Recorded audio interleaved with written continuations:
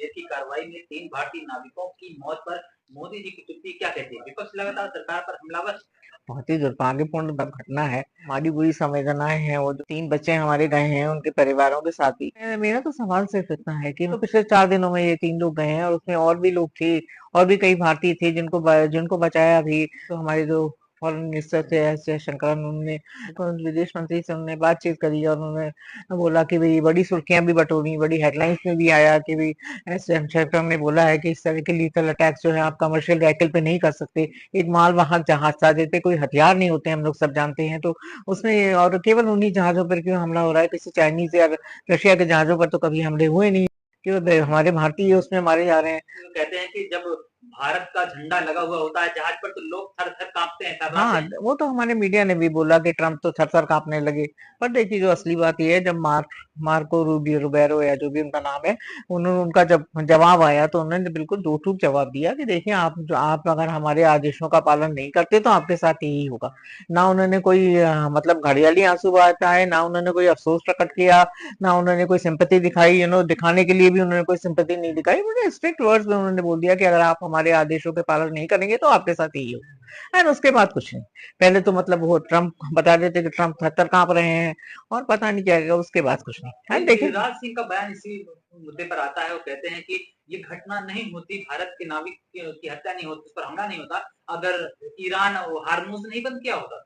ना इन बातों का कोई जवाब है आपके पास? है? अच्छा कैसी बातें हैं ये?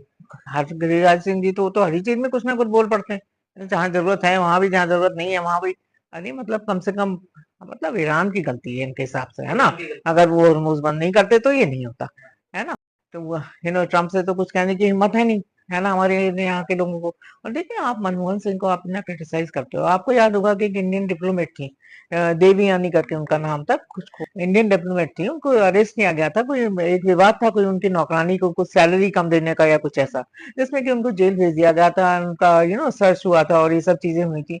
उस समय देखिए हमारी सरकार ने, दिल्ली पुलिस ने, they cross they blocked all the मतलब सब कुछ उन्होंने ब्लॉक कर दिया था।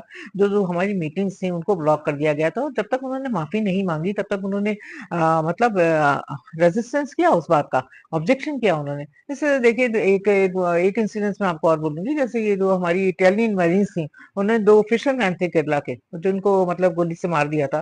देखिए उनको सजा भी हुई थी, उनको कंपनसेशन भी दिलवा गया। और पर आज आप देखिए, आज तो मतलब कोई बोलने कोई तैयार नहीं है।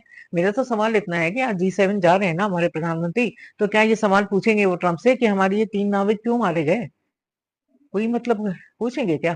क्यों नहीं? क्यों हमारी जो लॉजिस्टिक सपोर्ट है अमेरिका को, क्यों नहीं हम हटा लेते उसको? क्यों आज भी हम ट्रेड डील करने जा रहे हैं यूएस के साथ, है ना? क्यों मतलब अगर आपको कोई मतलब मैं कहना नहीं चाहती, अगर कोई अगर बोल देता है कि भाई क्यों नहीं है हमारे पीएम उनके सामने कुछ बोलते हैं तो आपको बहुत बुरा लग जाता है। कॉम्प्रोमाइज अगर कह देते हैं राहुल गांधी जी तो आप बुरा मान जाते हैं। तो मतलब बेसिकली मतलब ये सवाल तो सबके मन में ही है ना भाई। अरे हमारे बच्चे हैं, हमारे लोग हैं, क्या उनकी जान की कोई कीमत नहीं है? क्या आप उस बारे में कुछ बोलेंगे नहीं? अगर उनके विदेश मंत्री आपको डांट देंगे तो आप चुप हो जाएंगे?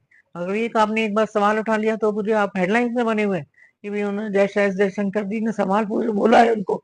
तो मतलब इन चीजों के लिए हम क्यों यूज ट्रेड डील में जा रहे हैं भाई? है ना? हमारे किसानों का इतना नुकसान हो रहा है ना? हमारे लोग मतलब खुलेआम मारे जा रहे हैं।